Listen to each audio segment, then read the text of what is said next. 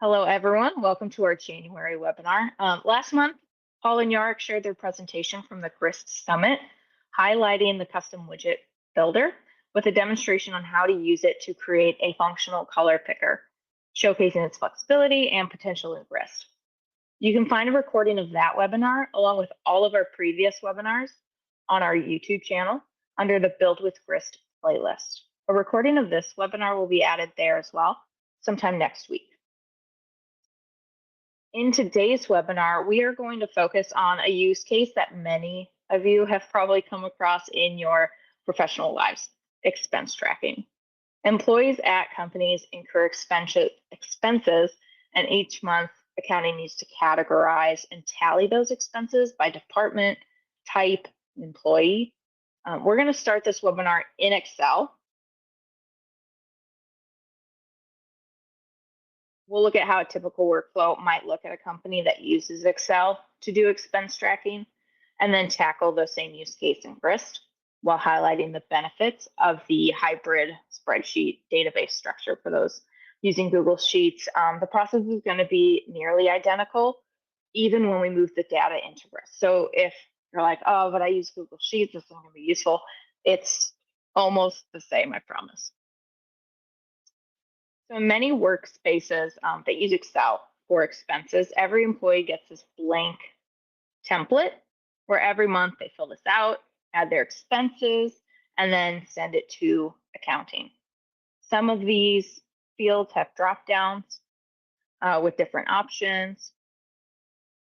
These drop downs are normally contained within the same document in some hidden sheet. So here I unhid it. But if someone is using an old template, the drop-down list might not be correct. The employee might not have the most recent version, which can cause a problem for accounting when they're trying to reconcile everyone's different expenses each month.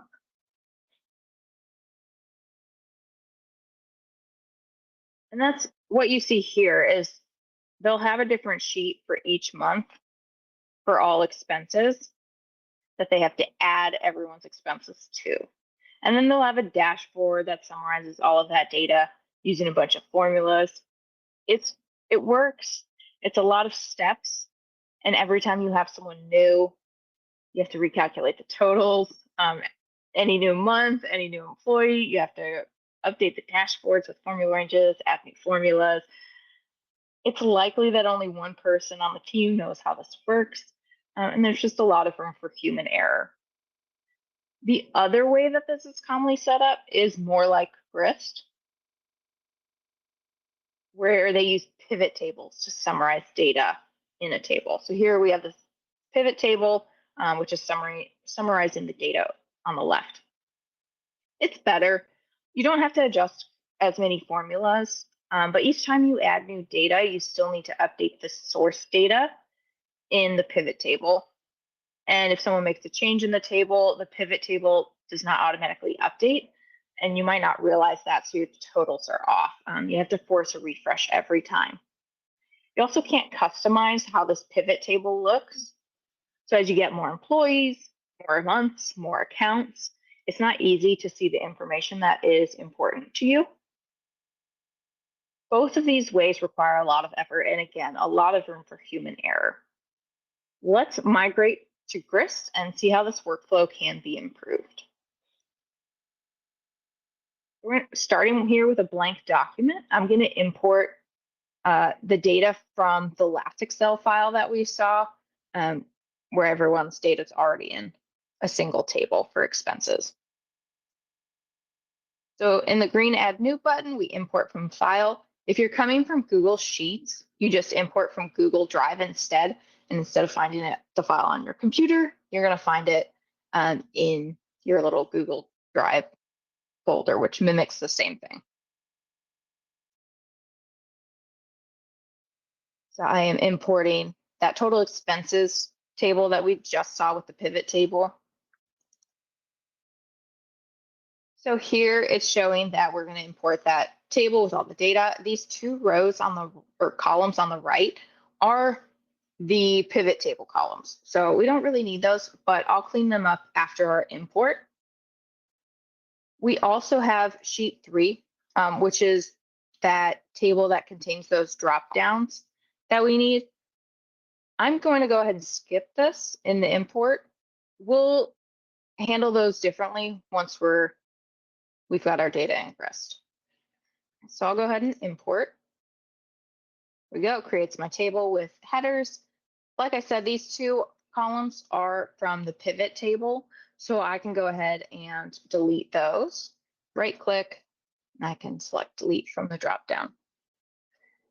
Total here is a numeric column. I just want to update it to currency. We can update it in the creator panel, which is what you see on the right-hand side of the screen. Zoom in. To open and close the creator panel, you'll see this little vertical green bar. And then we want to manage this under the column tab of the creator panel. It's already a numeric column type. We just want to change it to currency, clicking the $sign. Description, already a text column. We can leave it as is. Expense type. We want this to be a drop-down list, just like it was in Excel, to limit what people are entering. And we can do that with a choice column. So I can change the column type over here on the right and in the creator panel. We're going to change it to choice. It's automatically going to take any of the values here and create a unique list of choices, which typically can be super useful. We don't know for sure that all the choices we want are there. So we can copy that from the Excel file. Taking these expense types, copy, and then you can paste them directly in to create your list of choices. And now when I click that drop down, those are available to me. Now I want to do the same thing with account. We're just going to convert this to a choice column. Again, it's going to take those values and create choices. Go back to that list, and we're going to copy the 4 that we need. Paste. I'm just using the keyboard shortcuts to copy and paste. Now the date column automatically converts to the date type here. You can change the date format. There's several available in that list. You can also create a custom one using the same type of formatting. And if you want more info on the formatting, check out our help center. I'll just select one from the list. Now this month column was a formula column in the Excel file, just showing the month and year to make the summaries easier. Formulas do not import into Grist, but we can add a formula here. Just note that it will apply to the entire column. In Excel and Google Sheets, you have to like drag and drop to select your range. In Grist, it's the entire column. So I'm just going to hit the equals key and convert the column to a formula column. And then now I want to create a date or a formatted date. So we can take this date column, just like Excel, Google Sheets. If you click the column that you want to insert into your formula, it does so. And then we're going to use Python's string format method, strftime, to create this date value into a formatted string that we want. Now with this, there's little codes so that you can format it. I have this cheat sheet here. Let me share. I'm sharing a link to this in the chat for you, but if you just Google strftime cheat sheet, it'll show up. And there's little codes based on how you want to format this. I want the 4-digit year, which we see here. It's a capital Y, and then I want the month, which is a lowercase m. And with Python, when you're creating strings, you use double quotations. So you use the %, Y, and then keep in mind you want to include any other additional formatting. So we're going to use a dash to separate our year and month. And then when this was imported, it changed it to a date column. We just want to change it to text. And then now I can see that it's pulling the month and year. Let me zoom in. You can see that a bit better. for my formatted month. Again, this is also in an Excel file. We're just changing and adding this formula to do the same thing. This will be useful when we create our summaries. So for now, we don't need it. This formula is just going to run in the background all the time, basically taking the month and year value here. And I am going to hide this. And then in this employee column, you'll see that Janice's name is all caps, whereas the others are title case. You can use trigger formulas in Grist to do some data cleaning. Trigger formulas are different than regular formulas in the sense that some action has to happen for them to trigger, whereas a formula like our month column is just constantly calculating. So to create a trigger formula, in the creator panel here on the right, we see set trigger formula. I'm going to click that. And with this, we just want to take the value that's in the cell and turn it to title case. I'm going to do value.title. And we just want to apply on record changes to the current field. You see that here it says data cleaning. That's exactly what we're doing. And then if you want to quickly clean up the data in a column, all you do is Control X to cut, and then Control V to paste. And then it's going to run that formula on all of the values. The key thing here is you need to cut, not copy. So cut the value, paste it, and then it'll run that trigger formula to do the data cleaning. Now, we did a whole webinar on data cleaning. So if you want to learn more tricks like this, check it out on our YouTube channel. If you search data cleaning Grist just on the YouTube homepage, it'll pop up. So it's pretty easy to find. Now, finally, I just want to rename this data table. Right now, it's all expenses, all time. I'm just going to change it to expenses, simplify it. And then here on the right, we see table 1. That was just there when I created the document. It always creates a table to start, but we had imported data. I'm going to delete this to clean it up. So I can click this 3 dots to the right of the page name and click remove. Since this is the only view of this data, it's going to prompt me, do you want to keep the data and just keep it hidden in the raw data page, or do you want to delete it completely? I want to delete it completely. This isn't useful. And then we do have a question. If there's multiple users on the document, can we see the cursor of other users like we can on Google Sheets? Unfortunately not. This has come up before and something that would be fantastic to implement, but it's not possible to see where another person is working. The only time that would be a problem is if you are working on the exact same cell. So let's say Robin's in here modifying amount and I'm in here modifying amount. That would be the only time that it would cause problems if it's the exact same time at the exact same cell. But you would see updates almost instantly. So again, if Robin's in here and added a new record, I would see that Robin added a new record as soon as it was added. But definitely post that in the community forum as an idea for improvement. And of course, I'll share it with the team too. But if you share it to the community forum, everyone else can go in and upvote it so we can see if it's something that people are interested in as a feature update. Now that our data is in, let's add a dashboard where we can see this data summarized. So we'll need to create a summary table. We can do that by clicking this green Add New button. And then you have the option to add a new page or add a widget to the current page. I'm going to add it to a new page just so we don't clutter up this view of the full expenses table. Now to create a summary table, similar to a pivot table in Excel, you would just click this green summation icon, and then this group by option will appear. We're going to ignore that for now. We're just going to click the summation icon to create a summary table of the expenses table. Now, by not selecting a group by, again, it's just summarizing the entire table. So we can see how many records there are, 18, and it will also summarize all of the information, any numeric columns. So total was our only numeric column, so it's the only column it's summarizing.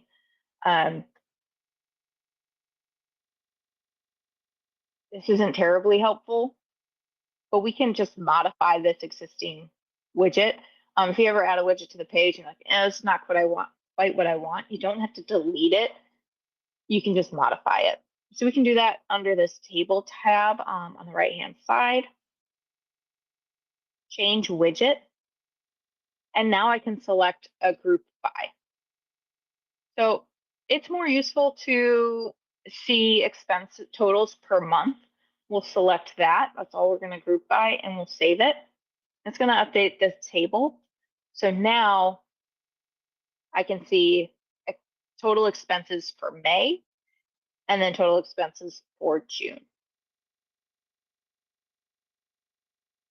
To go a step further, it would be useful now to see each employee's expenses within this month, and that's just done with another summary table. And we can even link it to this one. So right here, I'm selecting June. I could just see all employees' expenses within June. So we'll add a new widget to this page. Click the green summation icon to create a summary table. We'll group by month again, but this time we're also going to group by employee. And then I'll select by that month table that's already on the page.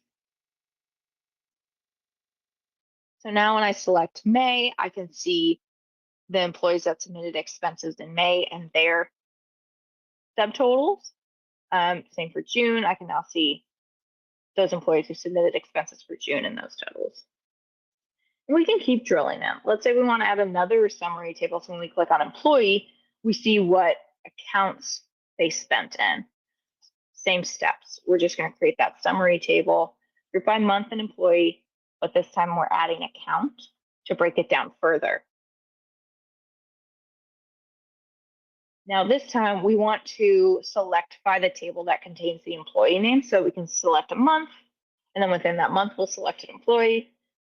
And then when we select the employee, then we'll see their account information. So now I select Joey. I can see that Joey submitted expenses within finance. Robin submitted expenses within the administration account. And we can rearrange everything on our page. Let me zoom in so this is a little more visible. When you hover over a widget name, you see these two vertical bars appear to the left, and then we hover over it, we click, and we can drag to rearrange our widgets. We also can clean up our view. I don't really care how many records there are in the table, so I'm going to go ahead and hide that. What I care about is the month and the total. And then in the employee table here, I already know the month because I'm selecting it here. And again, I don't really care about the count. I can hide those two and start cleaning up this view and hiding the information we don't care about. Again, we already know employee based on who's selected here. I already know the month over here. We can hide that, hide the count. And so now I select the month, select the employee, and see the account. You can also do this in the reverse. So let's say you want to select a month and then see the breakdown by account, and then select an account and see the breakdown by employee, basically reversing these two tables. We can do that and add a widget to the page. This time we're going to group by month and account. And we'll want to select by that month table again. Add to page. I'm just going to rearrange and clean up as I go. And then again, we just want to link the employee, month, account, then employee, but we want to link it to the table we just created, which is month and account.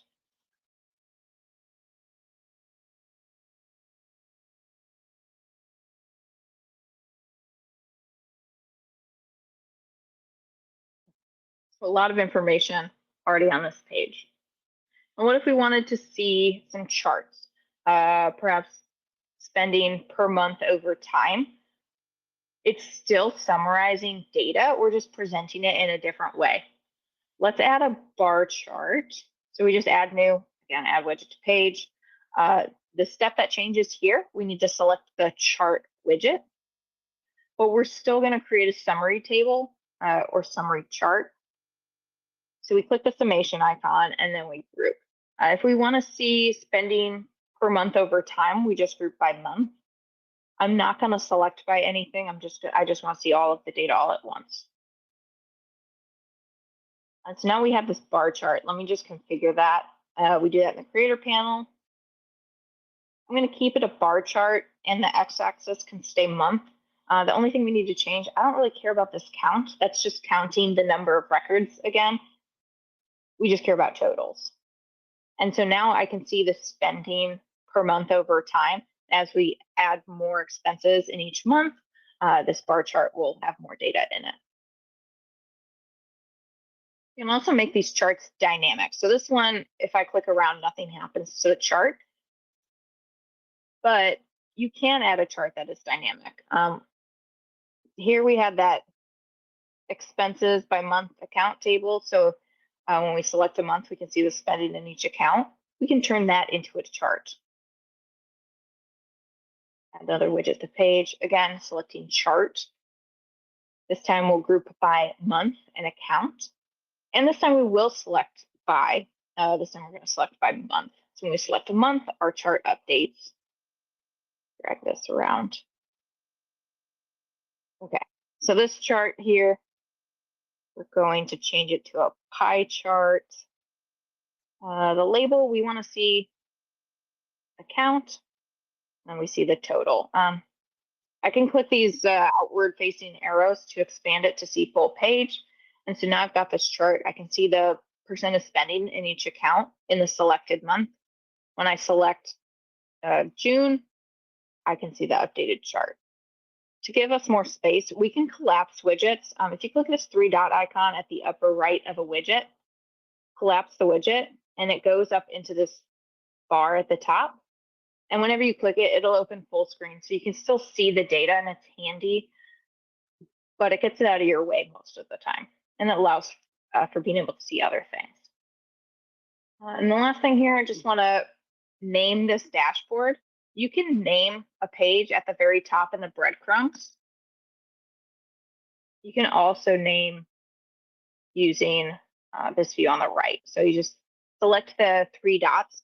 You can rename, you can remove, you can also duplicate a page. So those options are there for you. So now we have our dashboard set up. How do we go about adding more data to this? And how do our summary tables reflect the additional data? I have Janice's expense report for July. We're going to import this and see how that goes. So again, we're just importing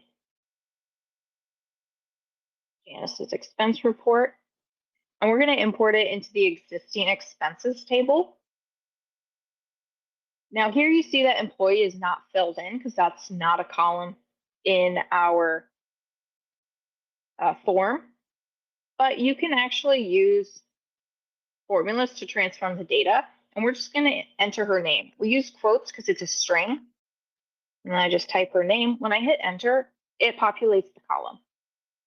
And so that will save you a lot of effort if you are, let's say, importing expenses for May. You could add information in that column.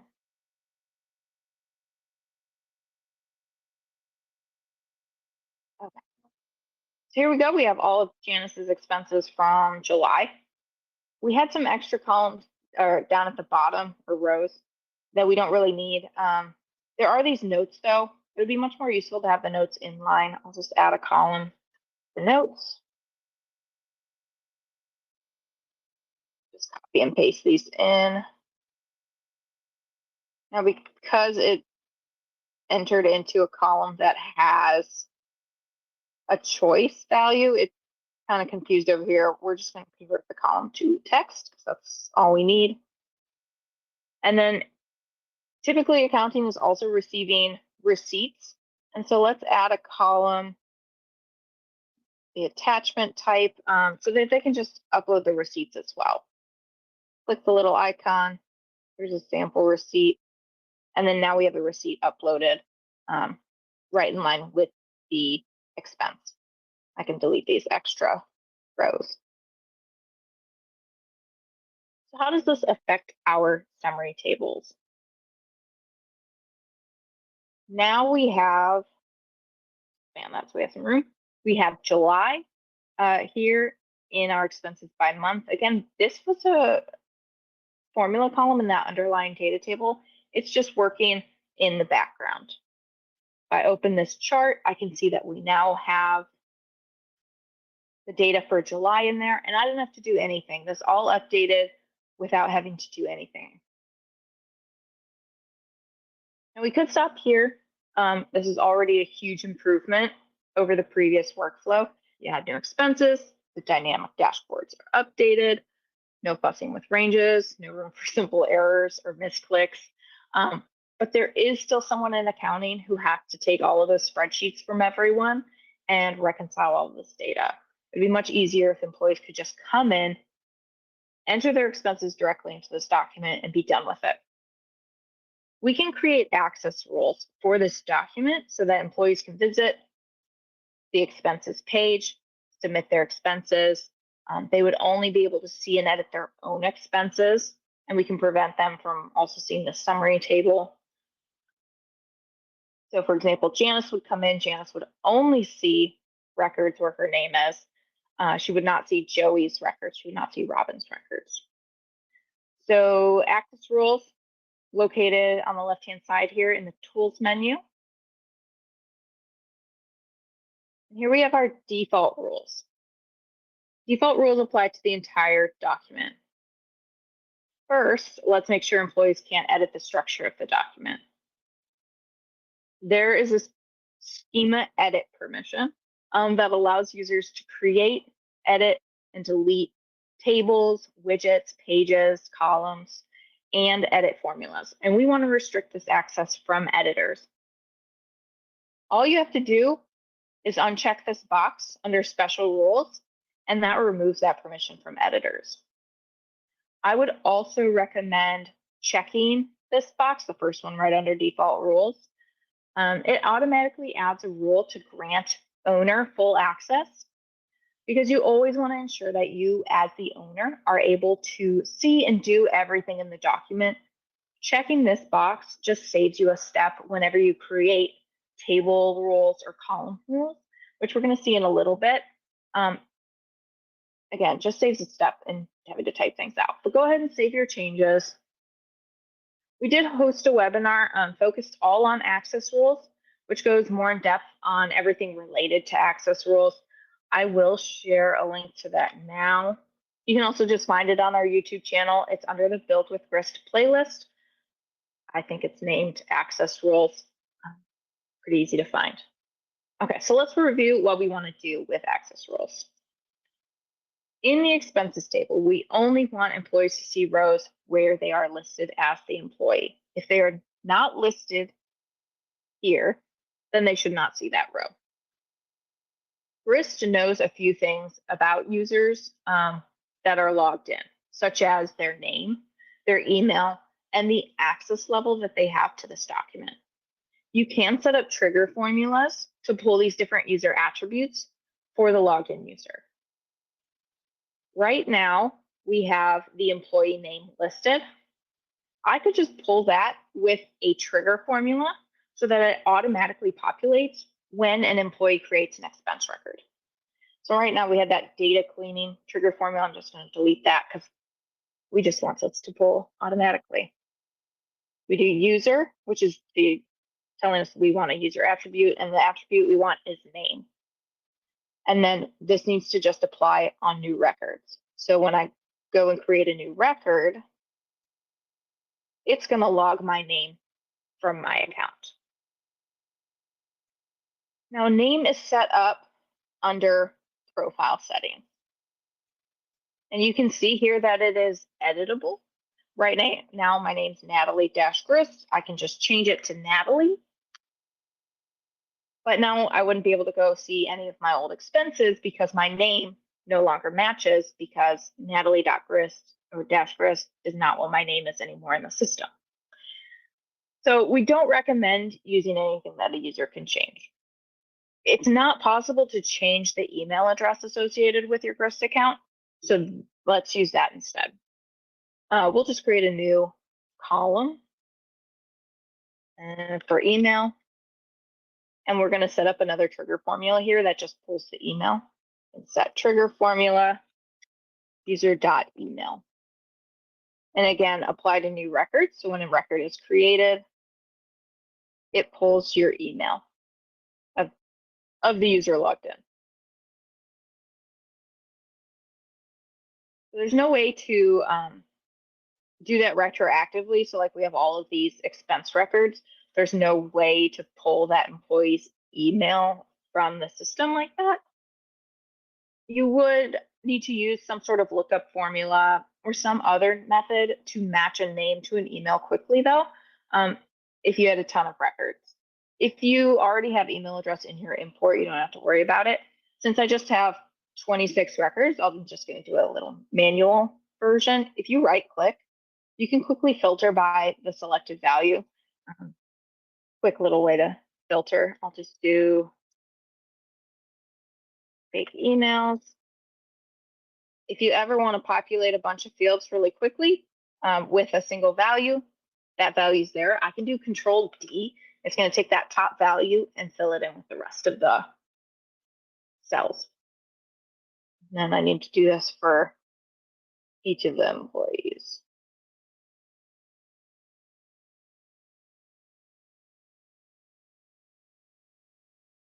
I'm going to actually add Joey as a user on this document so that we can see how the access rules apply for him. I'm just going to add him as editor. So let's add some access rules. So we need to add table rules for the expenses table. You click this button that says add table rules, select expenses. You see automatically that this rule granting all permissions to those with owner access automatically added. That's because we checked this box earlier. Again, it just saves you some typing. We want to look at the email of the logged in user and then match it to the value in the email column of the expenses table, and then give that user access. So I can click this and type in my condition. So we're looking at that user attribute. So user dot, see how it automatically starts suggesting things. We want email. So again, that's the email of the logged in user. Double equal sign means equal to in Python. And then we want to match it to the value in the email column for the record. So you do rec.email. And then we allow all. Now for everyone else, we're going to deny all. So if you're not an owner and your email does not match, you should have no access. Go ahead and save those changes. And then now we can use this view as feature and view as Joey. So Joey's an editor. When I log in as Joey, Joey only sees expenses for himself and no one else. Now, remember early when we hid the month column? We can still see that here in the hidden columns list because hiding something is not the same as restricting something. So a user can still see hidden columns. If Joey goes to raw data, expenses, Joey can see that month column here. We're going to restrict him from seeing that column. We also want to restrict him from seeing the email and employee column.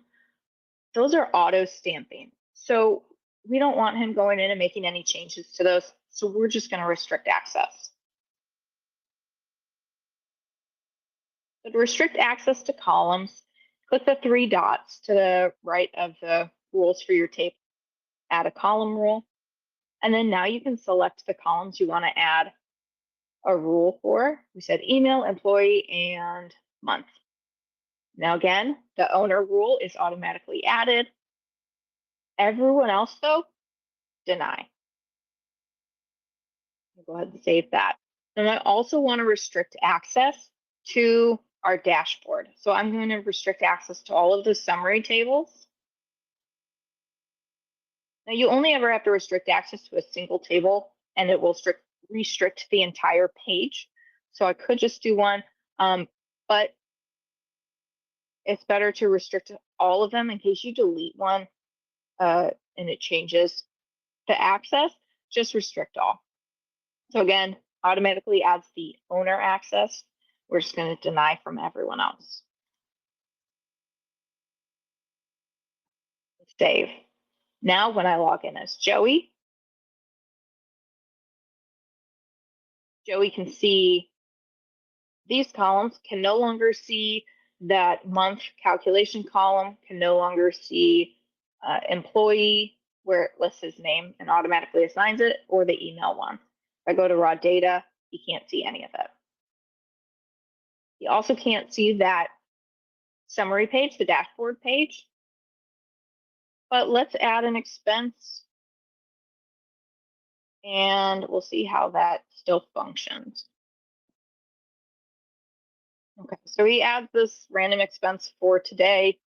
If I go back to viewing myself, who is an owner, I can still see this record that he created. You'll note that his name did not populate in the employee column. That's because he's not a real user. Since he doesn't actually have a Grist account, he doesn't have a name in the system. So we can just copy it from up here. But you'll see, like, if I create a record, I do have an account. It is logging my name and my email. And then if we go to the dashboard here, we do see that his record is shown there. Like, we now have January 2025. We see the total. It's all there. It all updates. Even though he doesn't have access to any of these things, it still recognizes him putting in all of his expenses. Let's jump back to where we started. So here in Excel, we had to rely on people working off of expense tracking templates that don't automatically update. Employees could be submitting out-of-date reports with different selections, making it difficult for accounting to reconcile employees' expenses. And then someone had to take all of this and put it into a document such as this, updating formulas and ranges to do their reporting. We also looked at this format where they use a pivot table. Now, Grist streamlines all of this. So with Grist, everyone works off the one single source of truth, but access rules, as we saw, can be applied. So our individual employees only see their own expenses, but a manager or owner of the document can still see everything. They can also build these dashboards that automatically update when employees enter the new expenses. With that, that is the end of our webinar. But if you do have questions, please enter them in the chat. I'm happy to answer them all. Someone made a comment, it would be good to restrict the editing sidebar as well. If you ever want to share a page and have none of this extra Grist stuff around, there is a way to do that.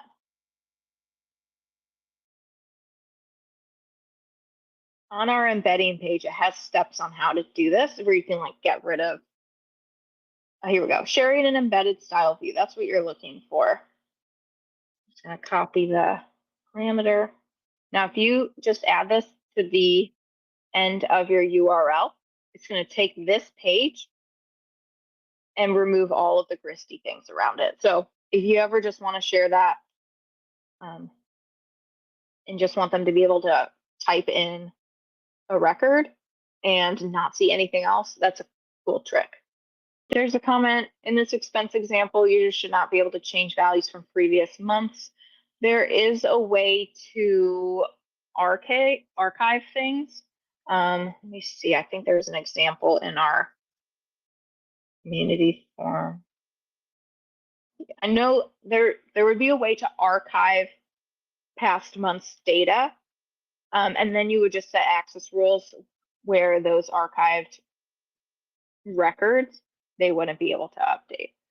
If you want to post to our community forum about how to do that, please do, and I can give more a better example with actual directions. Okay. The question about the colors was in access rules. Okay. So if it's green, it is allowing. If it's red, it's restricting. If there's also a gray option, it means it's not changing from whatever the higher level permission may be. So R is, actually I'll go from here. R is read permission. And when you hover, it'll tell you what they are. So allow read. U is update. C is create. So like creating a record. And then D is delete. So if it's green, it means it's allowing that. If it's red, it's restricting that. And then gray means it's a little more complicated. So let's say on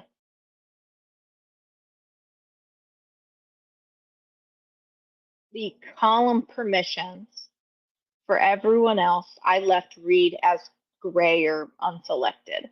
It means it's going to look to the next level of permissions. So here, column level, the next level is table level for those permissions. So for everyone else, it's going to look there, and then it's going to come down to this table and say, okay, where do you fit in this table? And then it'll follow that. So if you're part of everyone else down here, meaning you're not an owner and your email does not match, then you have no permissions. But if your email matches, then you get read permissions for those. I almost never do this little blank one because it is difficult to follow. So I always fill it in with whatever it should be. Someone has a bookkeeping project in Google Spreadsheets. They prefer to have all transaction lines in one sheet, but the person who does the input prefers a separate sheet for bank account invoices and cash. So I set this up just in Grist to kind of explain this along. I think you both can have it the way you want it. So in Grist, we always recommend any data that is similar should stay in the same table. And so here it sounds like the different transactions should all stay in one table with some sort of type. Bank account, invoices, cash. This is just a choice list. And so that would satisfy one person. But for the person who has to do the input, we can change up the view of it so that they can select bank account, invoices, cash, and then input that data so it feels separate. Here, what we're going to see is also what we're going to see a lot of today in our webinar. We're just going to create a summary table grouped by this type. So to create a summary table, click that green summation icon. We're going to group by type. And so that shows us all of our types. This count column just counts how many records are in the underlying table with those types. We can hide it. And then because it's a summary table, it's going to summarize any numeric column in the underlying data table, which is amount. So we can get to see a quick sum of those different transactions, which could be useful. But then what we'll want to do is add a view of the transactions table, but one that's kind of filtered based on what you're selecting here. So we can add a new widget to the page, add that data table, but then select by the summary table grouped by type. And so now the person inputting it can select bank account. They can enter all the bank account transactions. Once they're done with that, they can come to invoices, do the same thing. So it feels like each type has its own table, but it's all getting added here. So like if I add a new invoice amount, we see that it's added to this transactions table and includes that invoices tag. If I do cash, let me just hide this type here to show it still working. They have $1,000 cash transaction. It adds it there, again, with that cash tag because cash is selected here. So I think everyone can win with this kind of setup. We can do descriptions. So let's say you have a column header and you keep it really simple, but you want to give more of an explanation. When you double click a header, this little box pops up and you can add a description. And then when you save that, this little eye icon appears, and when you hover over it, it gives some extra information. So you can add that to a column. You can also add it to a widget. So if you wanted to explain why this widget is there for people, you could add a widget description.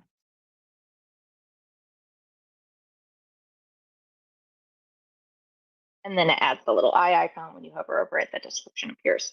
So just one way to add some inline explanations in your document. Common mistakes when migrating from Excel, Google Sheets to Grist is mostly just setting up the data. A lot of times people have data spread out across sheets. So like what we saw here is that June has a spreadsheet, May has a spreadsheet. People will import that into Grist, but we want all of that in the same table. So here we have May and June in the same table, whereas that was separate in Excel. That's a common one. If you have data that is related, you want to keep it all in the same table. Basically, if you see that a lot of the columns are the same, it should be in the same table with some sort of differentiator column. So here, date would be the differentiator. If you had client information and you know all the tables are the same across different clients, you would just have a client column that would help differentiate that data. And if you have a specific case, feel free to post in our community forum, and we can offer some suggestions on like how to split up the data, how to set it up in Grist. But thank you guys so much for joining. Again, any other questions, just post to our community forum. Appreciate you all, and we will see you next month. Thanks.